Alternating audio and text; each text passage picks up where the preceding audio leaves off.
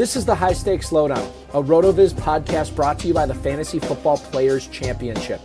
I'm Eric Balkman from the High Stakes Fantasy Football Hour and the FFPC. You can follow me on Twitter at Eric Balkman and the FFPC on Twitter at FFPC. Before we get into the show, I want to remind everyone that you can get a listeners-only 10% discount to RotoViz by using the code RVRadio2022. That's RVRADIO2022. Your subscription gives you unlimited access to all of the RotoViz content and tools, and it supports the podcast channel. Now, without further ado, here's the latest edition of the RotoViz High Stakes Lowdown.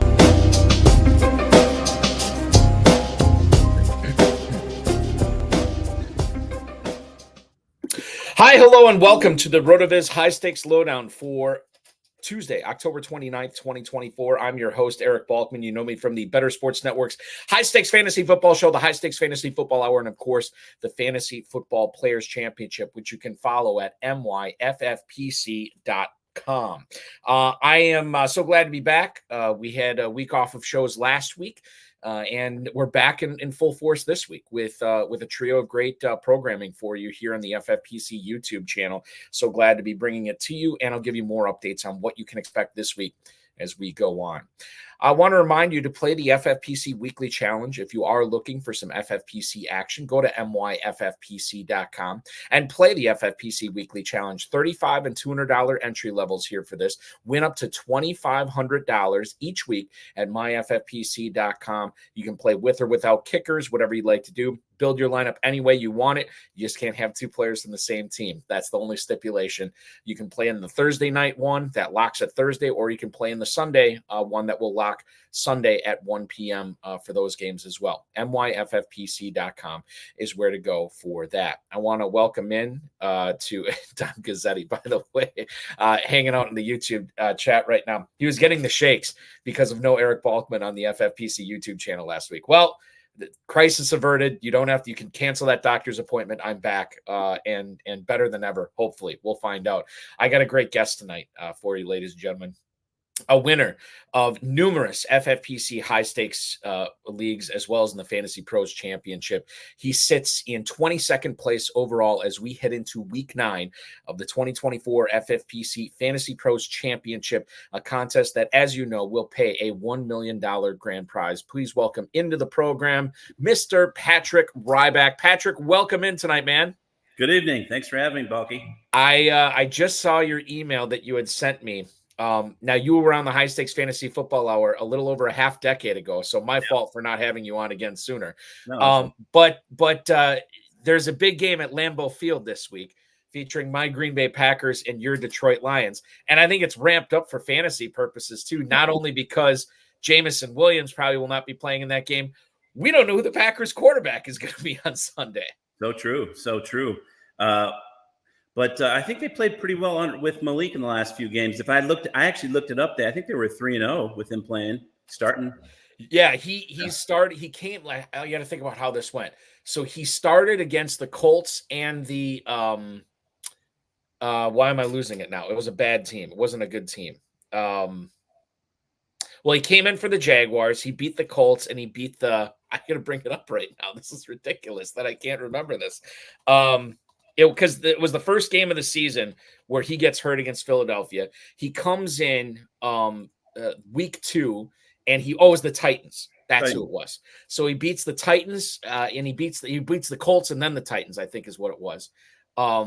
Colts in week 2, then in week 3 beats the Titans. Then he comes in relief for Jordan Love in the Jacksonville Jaguars game, and they end up winning that one too. So they have looked pretty good and he's looked pretty good. But I'm telling you, man, there's a lot of people in Northeast Wisconsin that even if Jordan Love was healthy for this game, they'd be very concerned. And this is at Lambeau Field, too. I don't know if there's anybody playing better football than Detroit right now.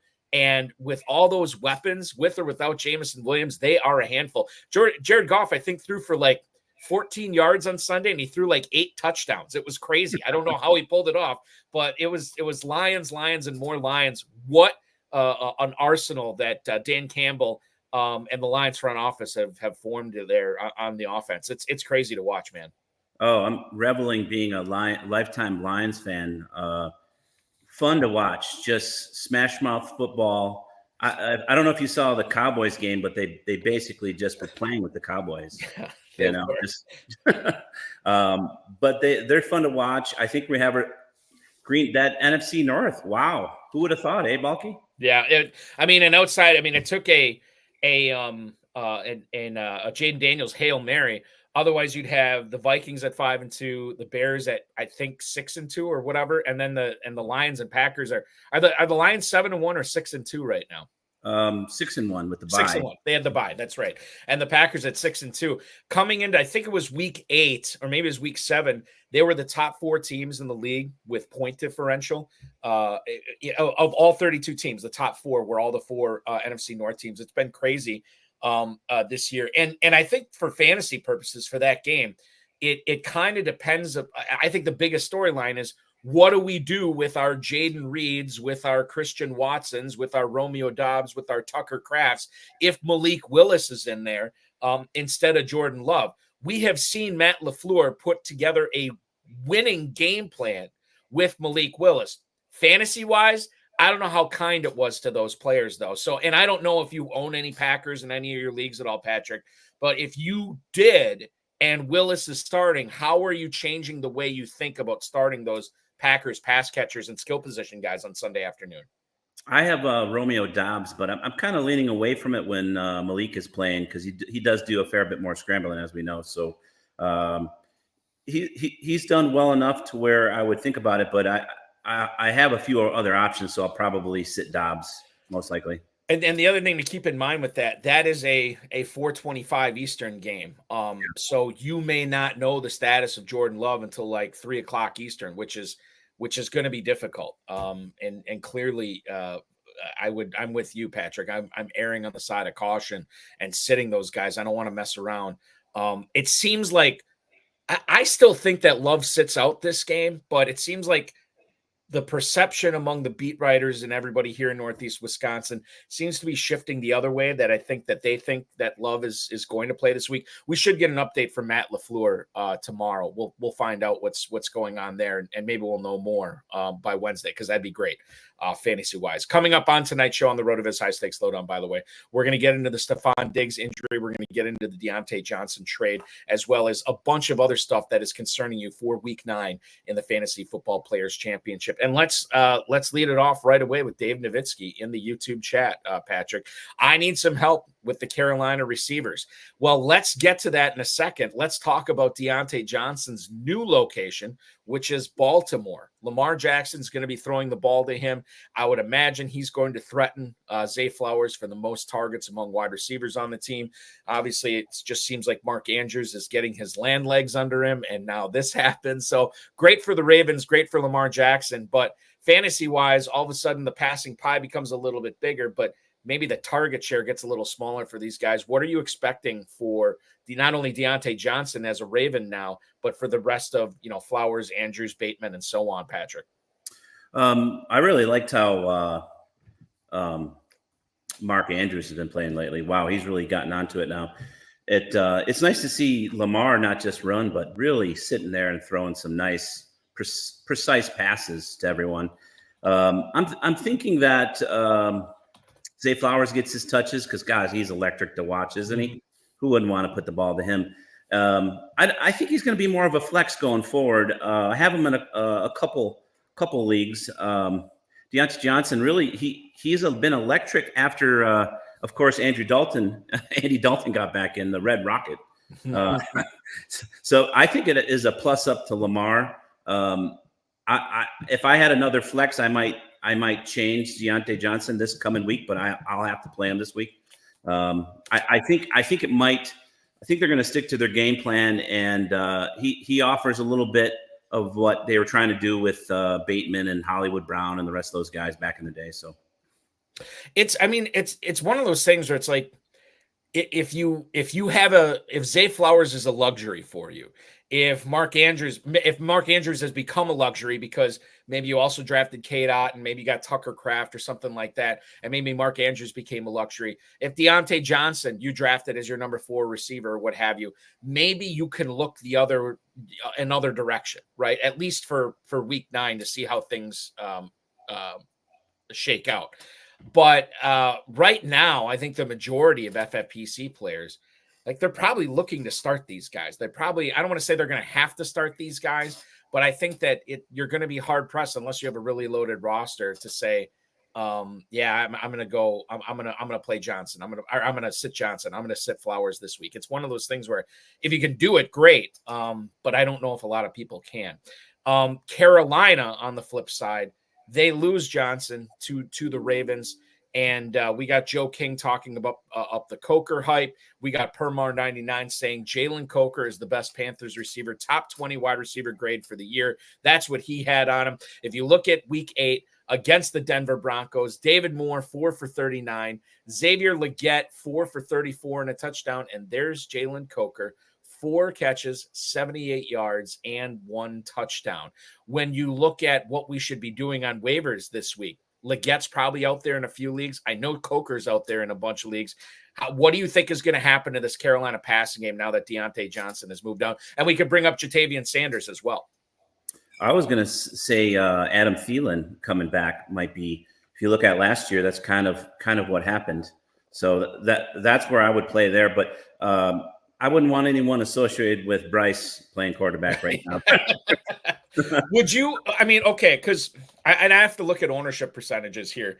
Thanks to Fantasy Mojo, Darren Armani. I'll bring that up in a second just to see what these guys are owned at. But I think one of the things to keep in mind too is this may not be like necessarily a week 9 play. But if you look forward, I mean, eventually Dalton's going to get back, I would think. And once he is back, you talked about the Thielen connection from 2023. I would assume that would continue as well. But this might be a play for, hey, I want to stash Coker. I want to stash Legette. I want to stash Thielen for when Dalton's back, because you don't want to play him right now, but definitely worth a roster spot for these guys, right? Certainly. I think you have to progressively every week try to make your team better. Even if it's not, if you get a waiver wire this weekend, doesn't play for 2 or 3 weeks, I think that's a great way to do it. Like I personally just put some waivers in for Stafford and Winston from the quarterback position, because I almost anticipate them out earning Stroud going forward. Even with Nico, because Nico Collins will coming back in another maybe 2 weeks or so. But hopefully for the Texans' sake. Yeah, for the Texans' sake. I mean, I kind of anticipate the Texans to push more to Mixon. I mean, he's been running hard. He's been looking good. That's probably what their game plan is going to entail. More Joe Mixon. More Joe Mixon for sure. Then they're going to need it. 57 and 56% respectively in the main event in the Fantasy Pros Championship ownership for one Adam Thielen. If we look at Legette, he's at 93. He's at 94 and 94 in both. So Legette's probably not out there in a lot of leagues. And then if we look at Coker, he is owned in 3% and 1% respectively. So Coker's going to be out there in a bunch. Thielen, you can definitely pick up. And when he gets back, I believe he was ruled out obviously last week, somewhat late. So that was good. But I don't know exactly when he is going to play. And quite frankly, it doesn't really matter about Adam Thielen, Patrick, until Andy Dalton's back, right? Because you're not going to play Thielen with Bryce Young. I would completely agree with that. If you watch Dalton early, after he came and replaced Bryce, his decision-making passes were just so quick. And Deontay Johnson obviously was the benefactor to that. It was actually fun to watch some of their games. As fun as watching a Carolina Panther game can be. So yeah, which can be brutal at times. It's still football. And to me, NFL football is like pizza, Patrick. Like even when it's bad pizza, it's still good. And even when the NFL game that's on is bad, it's still good. Like I can't get away from it. Yeah. So that's with Carolina. Now I want to flip this to the Stephon Diggs conversation here, because we found out, reported by multiple sources today, he has torn his ACL. He is out for the year. Nico Collins, I believe, as you said, eligible to come back in a couple of weeks. But until then, it is going to be Mixon, it is going to be Tank Dell, and it is going to be Dalton Schultz on that offense. Is there any other Texans skill position guy, specifically receivers or tight ends, that is worth people picking up in the FFPC this week, knowing that there all of a sudden are snaps, targets, routes, and catches that have been vacated with Diggs being hurt? I personally thought Dalton Schultz was going to see a lot more targets than this year. Maybe this is his opportunity right now from the tight end position, especially since it's kind of been a tight end wasteland this year, you know? Mm-hmm. I personally just, Mixon was pretty cheap ADP wise. He obviously rose towards the end of the draft season, but for me, I have a fair share of Mixon, and I'm looking forward to just him seeing more workload and probably pulling Stroud out of my lineup if I have a better option right now. I don't, yeah, for sure on Stroud. I don't know if people will have this luxury in the FFPC. I don't think Cade Stover is worth picking up. Robert Woods is not going to help you win any leagues or any games, quite frankly. I think it comes down to either John Mechie or Xavier Hutchinson that you could look at as far as Houston receivers now that Diggs is hurt. And even then, Patrick, like, am I ever going to play Hutchinson? Am I ever going to play Mechie? If things are going right, probably not. And if things are not going right, I want higher upside guys than Hutchinson and Mechie. You just said you placed some waivers for Stafford and Winston. I don't know if you placed any waivers for these Texans receivers. I think it's smart just to stay away from them. I don't see anything here. I'm with you on that. That's kind of been my game plan. I had some long-term plans at the beginning of the season that takes up Nick Chubb, TJ Hawkinson. So those guys are what's exciting me going forward for the rest of the season. We'll specifically talk about both those guys in a little bit, but I want to speak to draft philosophy and team building philosophy. When you talk about drafting Chubb and Hawkinson, obviously this is not your first rodeo. You played the main event FantasyPros Championship before. What was sort of your thinking process on grabbing Chubb in these leagues, grabbing Hawkinson in these leagues, knowing that you're going to have to grin and bear it for the better part of 2 months before you get them back? What was the thought process there, and why you thought it was the smart move for you? Well, you know, that's kind of the swing for the fences, right? We don't want to build an average team. So I had my 22nd place right now team. I was at the 12 spot, so I got the turn. So it was kind of nice. I watched everyone kind of drop their value because we had a lot of badges on that. Right.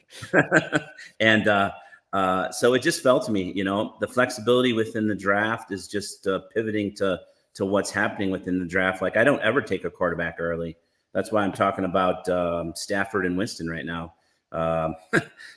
Sam Darnold's my quarterback on most of my leagues. That's worked out, right? That's been very good for you. Yeah. I mean, that's the way to play it, right?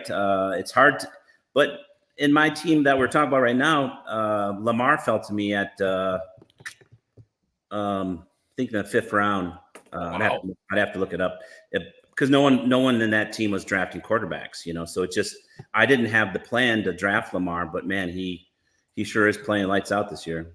At some point, you know, and I've done that too. Single quarterback leagues, I'm usually the guy waiting on the quarterback super late. But if I see a situation where I can go out and get Lamar Jackson, who is probably the favorite right now to win league MVP, and I could get him in the 5th round, yeah, I'm going to take advantage of that for sure. I'm looking at it right now, Patrick, on your 22nd overall team. You ended up getting Lamar Jackson at the 5-12. Now, you know what I would have done in that? You took George Kittle at the 601. I would have taken Kittle at the 601 to say I got Lamar Jackson in the 6th round of my FantasyPros Championship. That's the way I usually roll with something like that. I was so excited. I was clicking too fast. Right. Well, you know, what's funny is I'm looking at it, and there were only 2 quarterbacks off the board prior to the 5th round. Team 10 takes Mahomes, and so you still have your pick of, you know, Richardson, Stroud, Lamar Jackson obviously is probably the favorite there. So then when Tommy Heron was drafting next year at the 11th spot, a guy who's been on this show, he takes Kenneth Walker. You just smash the Jackson button and you grab him there too. And that's been a very good team for you so far. I think that a couple of things that are important to point out here about your drafting strategy. One, wait on quarterback and be aggressive on the waiver wire early on, which is, I assume, what you did with Sam Darnold, right?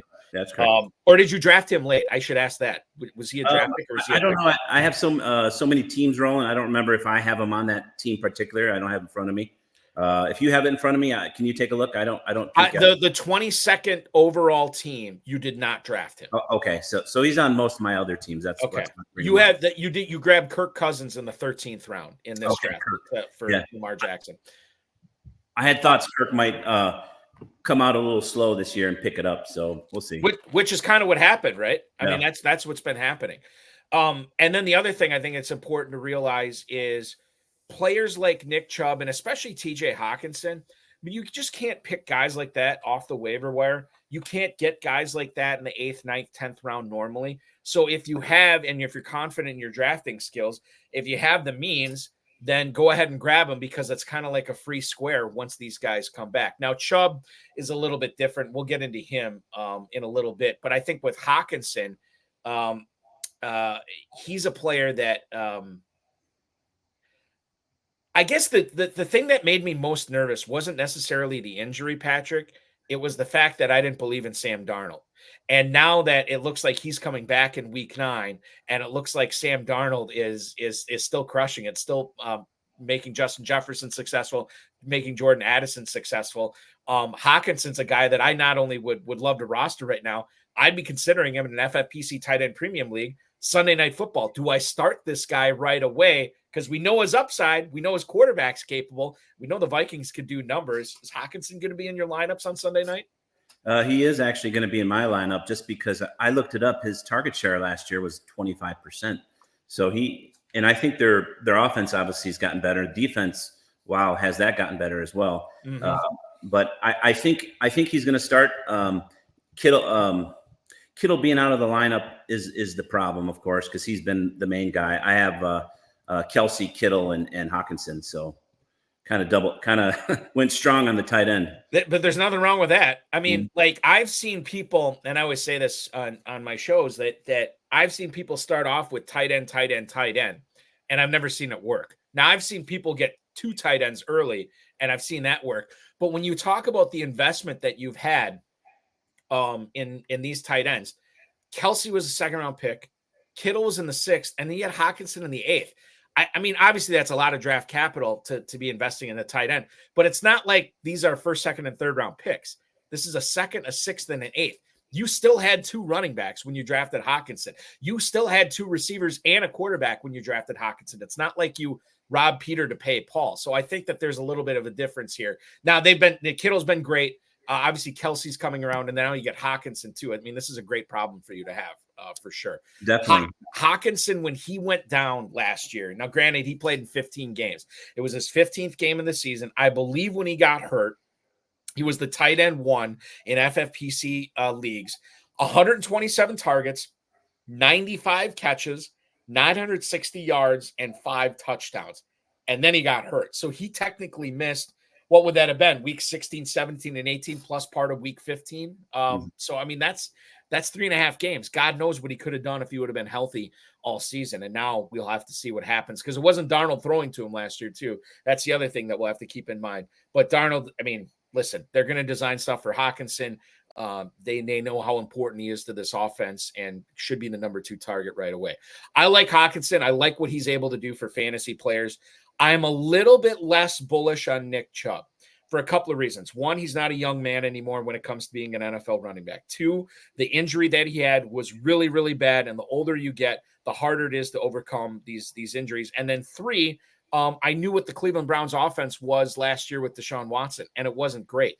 Now that they have Winston in, and I'll talk about Winston in a second, I think Chubb becomes more interesting because I think this Browns offense is more on track. How do you feel about flexing out Nick Chubb? Knowing that it's not like he's blown up since he's come back, but how do you feel against or starting him at home against the Chargers in week 9? Their defense has been strong. I have them in a fair amount of my teams. I kind of took that strategy to gamble on.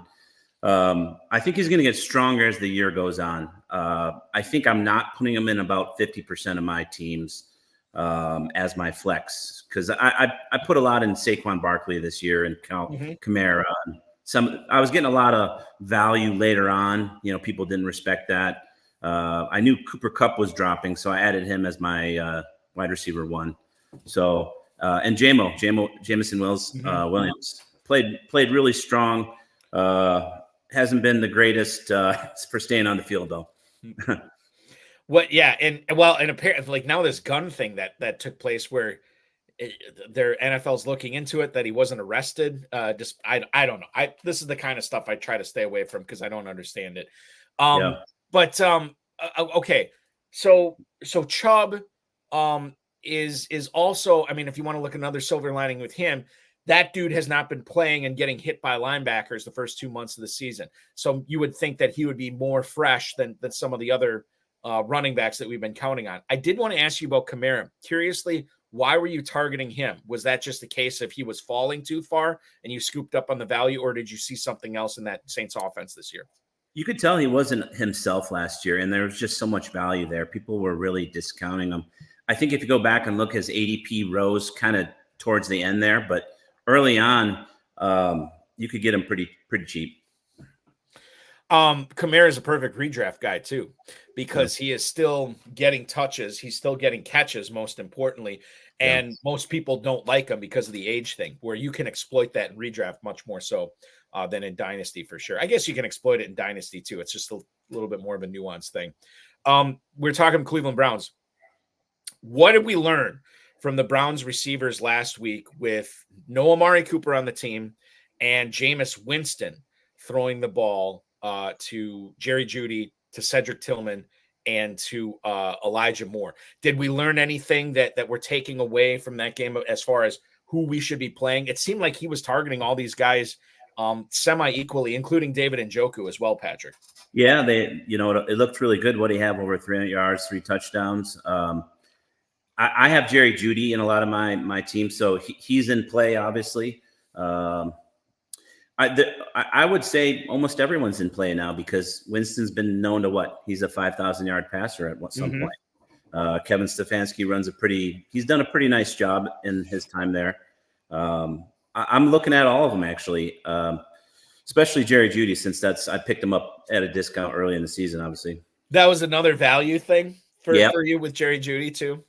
I think like the majority of us have been clamoring for Jameis Winston to get in because we know that while he might not be the greatest NFL quarterback, man, he is going to pump the ball downfield and he is going to try to make plays, and he will make plays. The problem is some of them will be bad plays and some of them will be picks, which we don't necessarily care about. We're willing to trade it off, right? We're willing to trade off those interceptions and big plays for big fantasy weeks. And now we get it. Now, I got to be honest with you. When I saw that Dorian Thompson-Robinson, is that his name? Dorian Thompson-Robinson, the backup or former backup for the Browns, was the backup he was going to be starting in place of, over Winston. I was about ready to lose my mind, but then he got hurt. Winston comes in and the rest is history. Very excited to see what he is going to do going forward for the Browns. A guy that really came in and crushed it for the Browns last year, I believe he was comeback player of the year, was Joe Flacco. And now the Colts, and I have a lot of non-fantasy thoughts on this whole Anthony Richardson thing that I won't share on these airwaves, but now the Colts have made him the starter.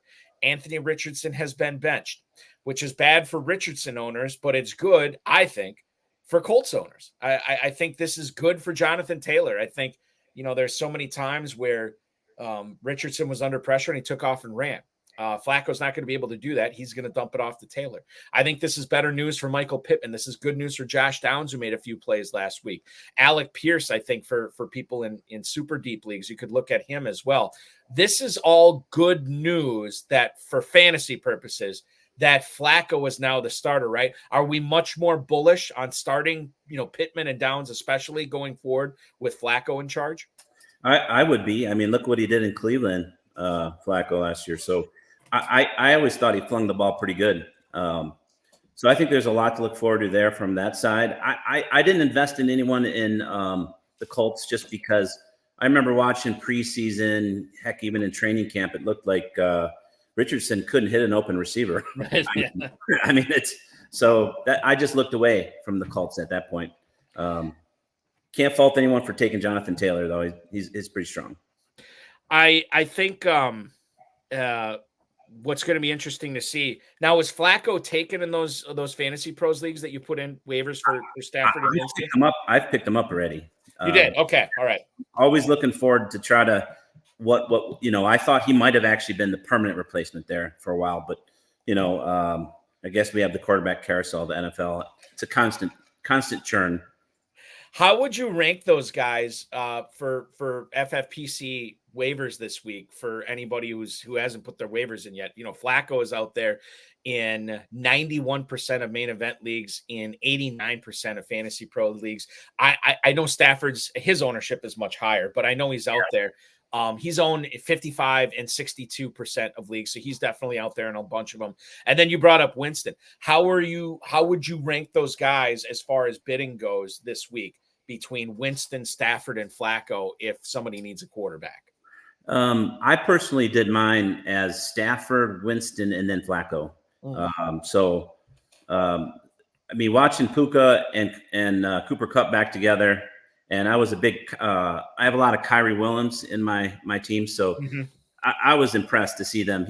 People forget how good Stafford really is, Patrick, I got to be honest with you. You talk about all these players that you own, and it's like anybody can look at your teams like, this guy is a value drafter, right? Because it's like a Kyron Williams, we talked about with him. We talked about Alvin Kamara, Cooper Kupp, all these guys that are falling. You're scooping them up. And now you're sitting in 22nd place. And you remember my Williams dropped, right? They say he was a punt returner, and then yes. It might be one of those things where I'm throwing out the whole punt returner, kick returner thing.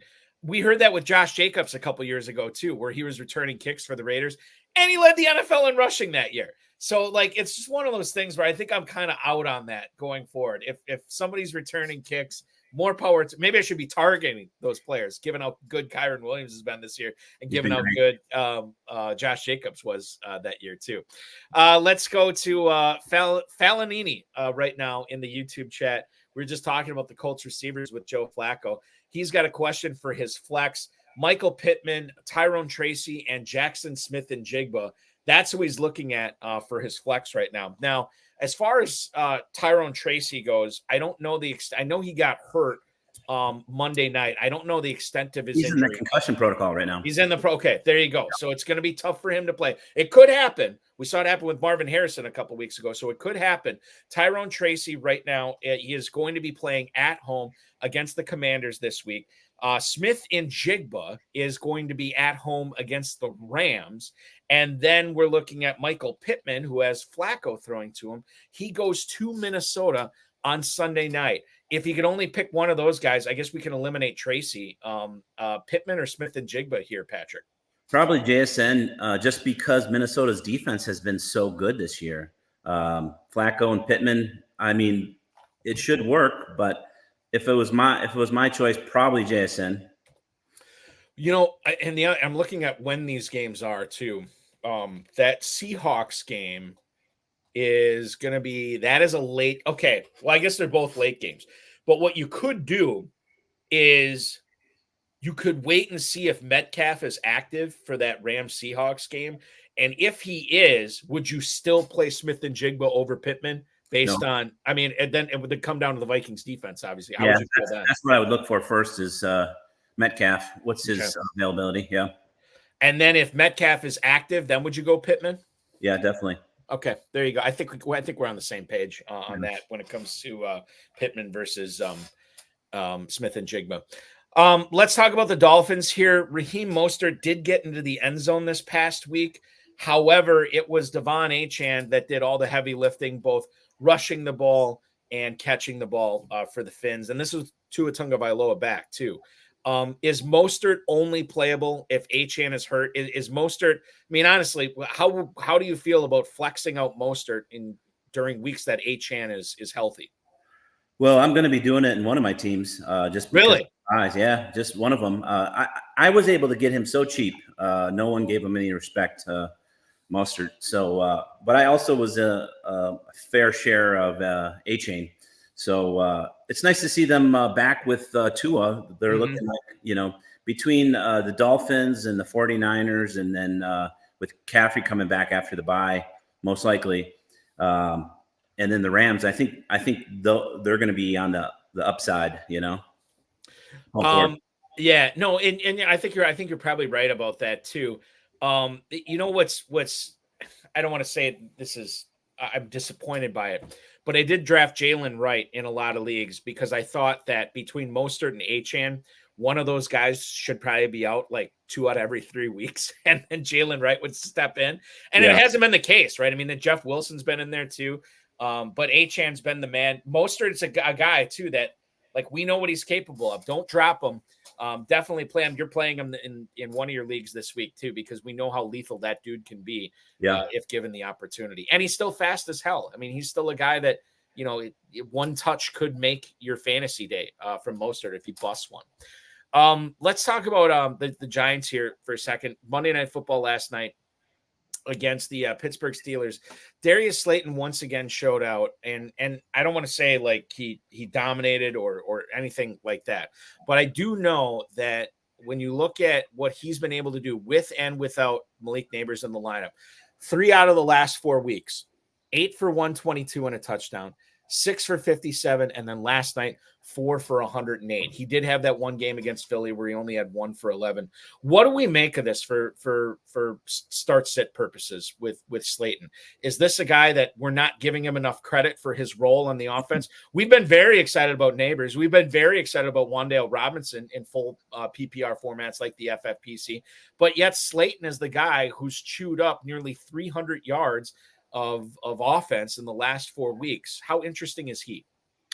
I picked him up in almost all of my leagues when he had a big game, a couple, 3-4 weeks ago in his first big game. At Seattle, 11 targets, 8 for 122 and a touch. I picked it up because all my teams are designed to sort of be weak at the wide receiver position. When I'm picking my value up, I typically know that wide receiver almost all the years. You can pick somebody up. He was my somebody on most of my leagues. I like him. His routes look good. His hands are good. I mean, Malik dropped. I think we saw how important practice is. I mean, he dropped 2-3 balls last night. Mm-hmm. It was. I mean, he's impressive talent. All those LSU guys are, but I like him. He was a nice, easy free agent pickup when no one was looking. Yeah, it's true. I think there was something I was going to say about. Wow, we can move on from it. I think what becomes interesting is, and this is more of a dynasty conversation, what happens if the Giants get a real quarterback next year, as opposed to Daniel Jones, as opposed to Drew Lock? Then you could really unlock some ceilings there of not only Slayton, but Neighbors and Robinson and Theo Johnson too. Theo Johnson, I've been watching him, yeah. Do you own him in any leagues? Because I feel like he was the big workout king at the combine, right? Yeah. And I know we ran a lot of routes early in the year, but I've not been paying attention to him lately. He just didn't get enough target share. I mean, if you think about it, Malik he stole all the target share. He steals it all. Yes. Yeah. And their offense wasn't good enough. I mean, we were lucky to get 1, maybe 2 people out of that offense. I'm just there 8 on the YouTube chat right now. Should he trade Amon-Ra St. Brown and get Puka Nacua? I'm assuming this is redraft. I would still rather have St. Brown. I think you're going to say the same thing. My initial instincts are yes, get Puka. He was unstoppable. But it's interesting. They seem to have sneaked him in to the game script. Like no one said he was starting, and then he's starting because I knew Kupp was coming back, and that was very exciting for my team. But I mean. You're talking about the Sun God's last game. Yeah, he didn't see much, but our special teams in Detroit, boy, they played lights out. Wow. Jared Goff. My team's name is Goff My Lawn. So Goff My Lawn. Goff My Lawn. The thing is, with the Lions, I know that there's a lot of talented players that need the football there. and that could be problematic for some weeks. But I usually break ties in favor of the offense, and that Lions offense is so good, and the Rams are very good. With they have the two great receivers and the great running back, and obviously a very, very good quarterback in Stafford. Nakua was interesting because I'm with you. Like all of a sudden on Thursday, I'm like, what? Nakua is going to come back tonight? I did not play him. I don't own him in a lot of spots, but in the leagues I did own him. I didn't play him anywhere, and obviously he had the big game. I don't feel bad about it because I've seen players like that where they come back and then it's like 15 snaps or 20 snaps, and they're just a decoy, and then you're left hanging. So I didn't play him anywhere, but now we know he's back. We know he's ready. We know he's going to get the football. I'm a believer in St. Brown and the Lions a little bit more than I am with Nakua and the Rams. So there you go. I'm just there. Yeah, that is a prolific offense. I mean, NFL Power Rankings just put him number 1 today or yesterday. The offense or the team? The team. The team. Okay, yeah. Yeah, I mean, and without Hutchinson, I thought, oh, man, I want to get all the Lions I can because now there's going to be shootout after shootout after shootout. And the Lions defense has actually been holding their own, even without him. So, yeah, definitely stepping up. A team that is looking great. Dom Gazzetti, he's brought up this league on the air before. Half PPR at flex. Does he go with Braylon Allen or Jonnu Smith? Let's handle that one first. Braylon Allen, Jonnu Smith, half-point PPR. I lean towards Allen here, the way that the Jets have been working him in. I know that the Jets offense isn't anything to write home about, despite the presence of Breece Hall, Devontae Adams, Garrett Wilson, and Aaron Rodgers. But the fact that Allen is getting, at least a third, sometimes half the touches there, I trust that a little bit more than I trust Jonnu Smith. Now that Tagovailoa is back and Hill and Waddle, not to mention Achane, are going to command the ball so much, I think I'd rather play Allen this week, Thursday Night Football against Houston. Jonnu Smith this week, I should look that up before I answer the question. Jonnu Smith is at Buffalo. I'm not a fan of that matchup. I would be playing Braylon Allen here. Yeah, matchup specific, I would do the same. He's also in a 12-team league, half PPR. He has a choice between Ramondre Stevenson or Josh Downs in the flex. Now, Josh Downs, Minnesota, Sunday Night Football on the road. You have Ramondre Stevenson. Actually, didn't look bad last week. He goes to Tennessee to play. If this was full PPR, I think I'd say Downs here, Patrick. Half PPR, I usually lean towards the running back. And in this situation, I think it's close enough to say Stevenson over Downs for me. What say you? I say the same. That sounds pretty good, actually. Stevenson over Downs it is. There you go, Dom. Guzzetti, thank you so much for watching. Let's talk about surprises and what surprised you in week 8. I think we're to the point of the season where we don't necessarily we're not surprised by anything because we kind of know, who these players are, what these teams are, what these offenses are at this point. Was there anything that stood out to you that caught you off guard in week 8, Patrick? The thing that's caught me off guard has been all the receiver trades. That was one thing. Another thing caught me off guard was how important I think coaches are to the culture. If you look at some of the different shifts that happened in the NFL, it seems to be very coach specific, and I don't think they talk enough about it. I know we talk all about players, but I'm worried about the Lions when Ben Johnson goes as an example, but seeing what LaFleur and everyone else does, they have some really good coaching over there. And look what's happened with the Commanders. Wow. I was just going to say Kingsbury. That's another guy that came to mind when you're talking about it. Absolutely. It's been, and who's the one guy we don't talk about anymore? Clint Kubiak.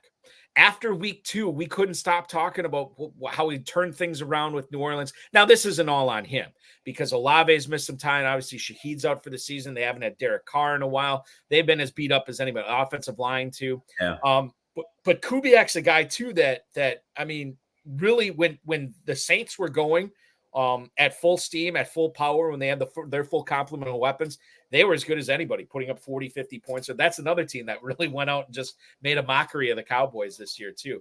But I think it's something that we pay attention to, but we don't necessarily pay attention to enough. Now, I'll give you the flip side of it.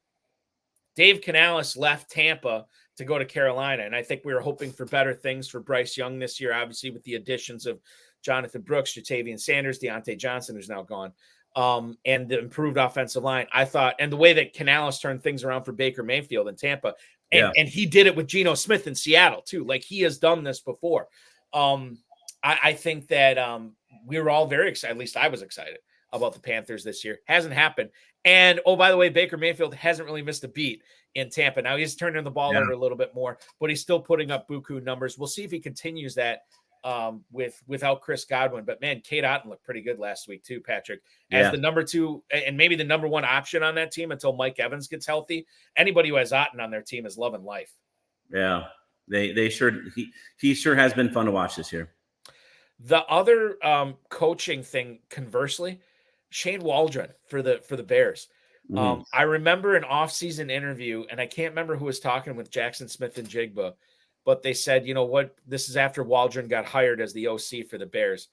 And he's, they asked him like, oh, what is Caleb Williams in store for in Chicago? And JSN kind of looked confused, and he's like, oh, why? Well, because Waldron's the OC there. Like, oh, really? And then it was like a long, uncomfortable silence. Like, he's like, how do I say something nice about this guy that I really did not like the way he, and now look what's happened with Chicago. I mean, granted, they have a winning record right now, but I think a lot of that's been the defense, which has been underrated. Special teams has been very good.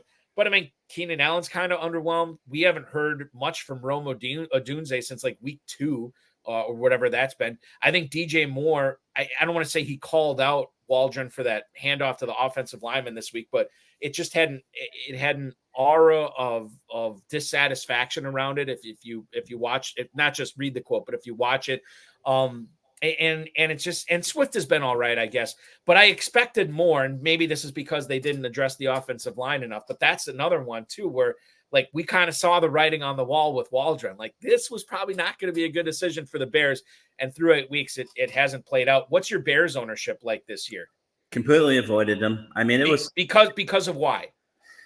Well, I've never been that fond of the rookie quarterback situation in the NFL. It's just an unforgiving position. Those that have played quarterback get it. I played it for a little while.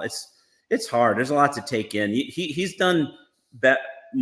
I've been more surprised how well he's done, though. I really have in certain times. He's definitely surrounded with some talent, but it's not as I've always believed. You got to have a better line up front. It doesn't matter how good the quarterback is if he can't trust that he's going to have 2 seconds to throw the ball. By that logic, did you also stay away from Commanders this season? I tried to get my hands on Jaden Daniels, but as you probably know, Balky, he just got too expensive at the end there. He did. Yes, he did. Yeah, he did. So what was the reason? Because I know that Daniels was usually, for most of drafting season, going ahead of Caleb Williams. What was the reason that you liked Daniels more than Williams this year? And I guess like FFPC drafters like Daniels more than Williams too, because they were taking him over him. For you personally, what was the reason? Personally, Jaden, I liked his scrambling ability better. He actually struck me as if I had the number 1 pick, I would have probably took him over Daniels. But I thought he would get more out of his legs, to be honest. And that seems to be kind of the push towards. Look what Hurts has been doing, and Lamar, and heck, Bo Nix. Look at that. Yeah, it's been happening. Yeah, Bo Nix. My son, my 11-year-old son, started playing fantasy football for the first time this year with a bunch of kids at school, and I helped run his team.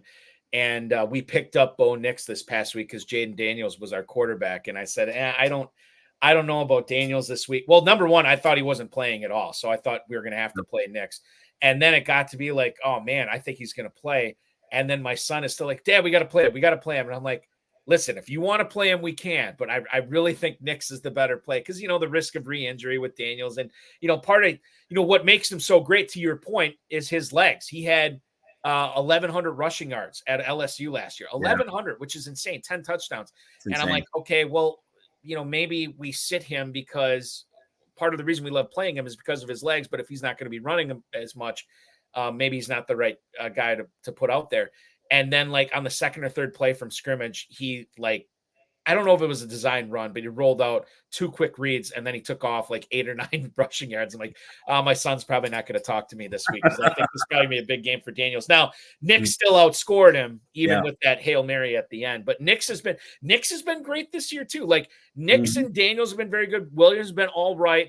And then obviously Drake May, I think, is a little hamstrung with the weapons that he has in New England. So I don't want to put all that on him, but he's had flashes as well. The rookie quarterback thing is interesting because I'm with you. I don't want to overinvest in it. I grabbed Jaden Daniels in a bunch of leagues, but this was before he was being drafted as like, quarterback 7 or quarterback 6 or whatever he ended up going off as. I like having tastes of those guys, but I don't want everything to be relying on a rookie quarterback. It's sort of like a luxury pick, right? I agree. Yeah. You want to pair him with like a veteran. Like I have Jaden Daniels and Jared Goff on a bunch of teams this year. I thought that'd be a good with Kirk Cousins and Jaden Daniels. I think that's the way, especially if you wait on quarterback. I don't know if you do this too, but if I wait on quarterback, I want to take 2 quarterbacks kind of right away after the top 11 or 12 are been gone. But then I want the floor guy and the ceiling guy, the yin and yang together. Yeah, absolutely. In fact, if I wait on a tight end, I take like 4 tight ends accidentally. Yeah. Which, I mean, the thing is, like with tight ends in the FFPC, I think it's almost, this is weird to say, I think it's almost normal to roster 3 tight ends on your main event, your FantasyPros Championship teams because of the tight end premium aspect. 4, I guess, is a little, it can be overkill or whatever, but I think that you can make a case that depending upon what the rest of your team looks like. I mean, if you waited on tight end, you should be good to go with running back, should be good to go with receivers. So you might have the opportunity to roster 4 tight ends on I've always found it's hard in those tight end premium leagues to wait. I've always had better teams the more to get at least in the top couple guys, especially depending on who's come up and coming, who's got value, but in the middle on the bottom in the top tier, but have a little value to it. That's what drove me to Kittle this year. So how many, when you draft a tight end, I guess you can't really wait till a certain number are off the board, but what do you like to get after the top 5 are gone? You want to get somebody in that 6 to 10 range. Is that normally what your target is? I typically, if I try to get them in my first, a top tight end, probably in the first 4 rounds, somewhere within 4 rounds. And then I'll wait while I play catch up. Usually what I wait most on is receiver, quarterback. So I get running back. I know if I can get a stud wide receiver and then wait to pick up someone way back when, that's really what works for me. This year, I know how much everyone loves to go draft wide receiver. Yeah. So I have 4 stud running backs on most of my teams.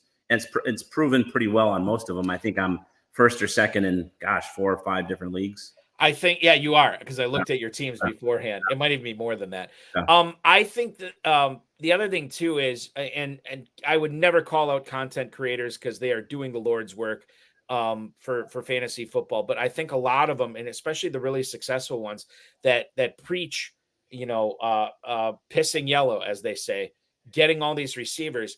I think a lot of those, I shouldn't say a lot. I think some of those leagues are leagues where you have to start 3 receivers. Whereas in the FFPC, you only have to start 2.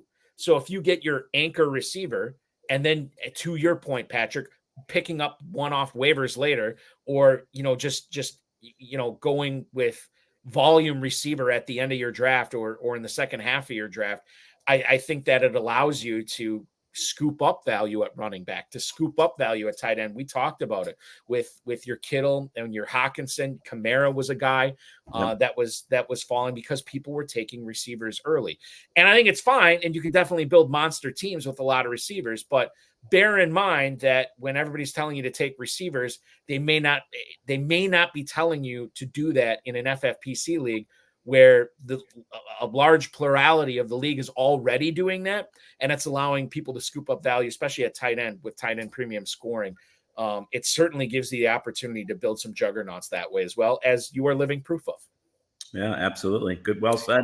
I want to get one final question in here before we bid you adieu. Your favorite ad on the FFPC waiver wire this week? You already talked about Stafford. You talked about Winston. And I'll reframe the question because I know a lot of people will come on this show and they won't want to talk exactly what they're doing on the waiver wire because waivers don't get processed until 10 o'clock tomorrow for the FFPC. But you can also answer this question as in, who do you think the hot buys are going to be off the waiver wire? Who are the big ticket items? Who are people paying up for in the FFPC this week as well? I'll let you answer this question any which way you want, Patrick. Well, I would say with the buys have been tough. The injuries have been tough, right? So most people's team construction, it's easier to find the receivers out there. You know, I mean, you could look at with Russ coming back to Pittsburgh and say, hey, is Calvin Austin is going to have maybe some more potential going forward. I mean, the offense looked a lot better, you know. I mean, I actually added him the previous week. So I'm always just trying to stack just in case, you know. So personally, I don't actually have much free. I'm down to about $4 or $5 in each league I have left. So I've already shot my shot. Why is that typical for you to spend your fab money early? It is for me because I'm always adding defense and kickers because you know how hard it is to forecast who's going to have a look like what they did in Minnesota. They redone their whole defense to be like a anti-West Coast defense, you know, to go against West. So, and you know, I've got a lot of points on my defense and kicker this year. You know, if you look at the kicker out of Pittsburgh and Seabird out of Washington, they've been averaging what 13, 14, 15 points a game. I don't overlook that because that really comes in handy. Most people just don't. They stick with something, and so I'm always adding to that position, both of those positions, especially early on, to see who's averaging high. You know, whether it's I have a crappy offense and I have to kick all the time, which was, I guess, Pittsburgh's MO for a while there, versus Washington's prolific scoring this year, and then you know he had their kicker Seabird has done quite well as well. So he's been awesome. Yeah, he's been great. One of the things I like to do for defenses, and the majority of my leagues I play in the KFFSC, which my Friday night co-host Farrell Elliott runs, who you know obviously. So in that format, defensive scoring is a little bit more. It's on steroids, right? They're a little bit more important there than they are in the FFPC. What I like to do is I like to draft a good one. You know, not like the best, but once 7 or 8 of them are off the board, I usually draft one. But then I will kind of, I don't want to say churn it. I like to add another defense, usually in September or October. And so usually with those two defenses, I can always deploy somebody who has a good matchup that week. And I'll try as much as I can to keep 2 defenses. Now, sometimes the bye week gauntlet gets you and you can't always do that. But I think that is something that the really good players out there can do, where they don't ignore kicker. They don't ignore defense. It's not just another fill-in position. Like, there's a reason the FFPC has always had kickers and defenses, because they matter, and you can find an advantage at those positions. I'm pretty sure my kicker outscored AJ Brown last week. Yeah, there you go. It's a perfect example.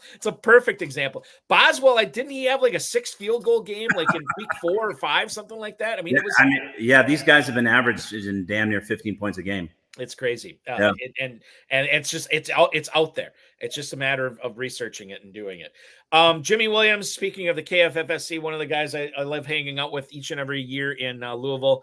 What is your take on the Saints wide receivers with Derek Carr coming back? And the latest we got on this was yesterday afternoon. Catherine Terrell, who covers the Saints, said that Dennis Allen was quoted as saying that he's optimistic that Derek Carr will play on Sunday. This is good news for Chris Olave.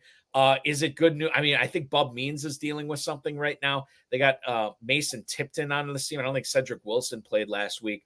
But to me, this is like, I'm very excited for Olave, but I'm not really excited for anybody else here. Yeah, Carr, I mean, if you look at the way they played those first 2 games, you thought they were going to the Super Bowl this year. Right?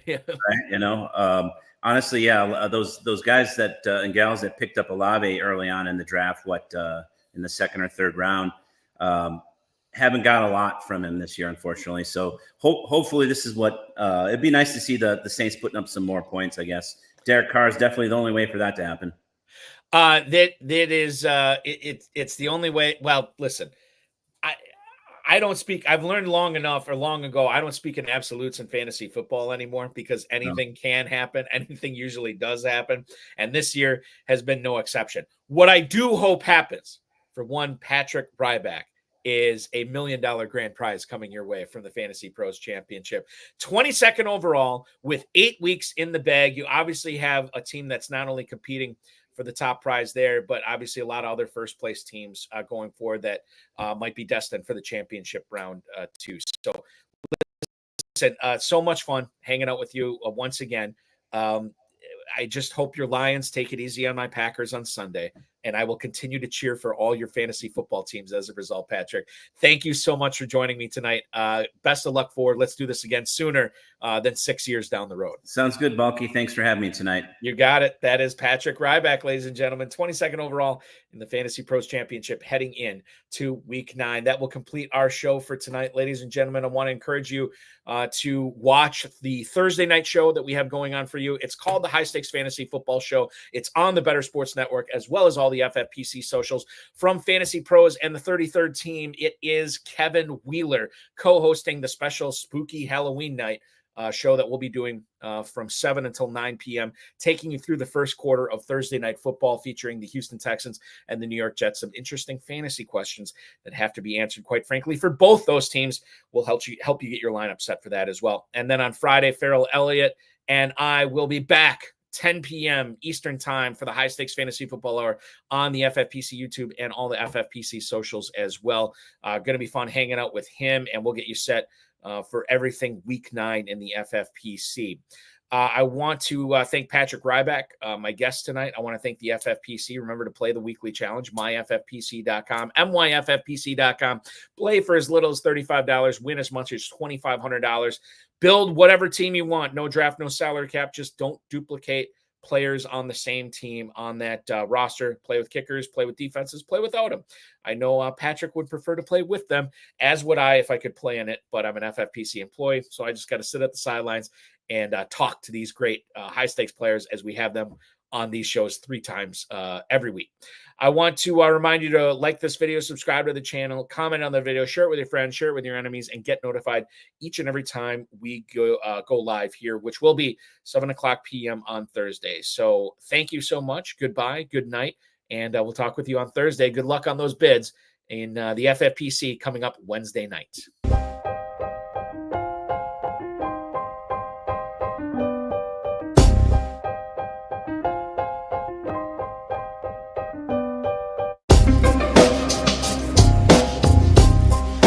Thank you for listening to the High Stakes Lowdown, a RotoViz podcast brought to you by the Fantasy Football Players Championship.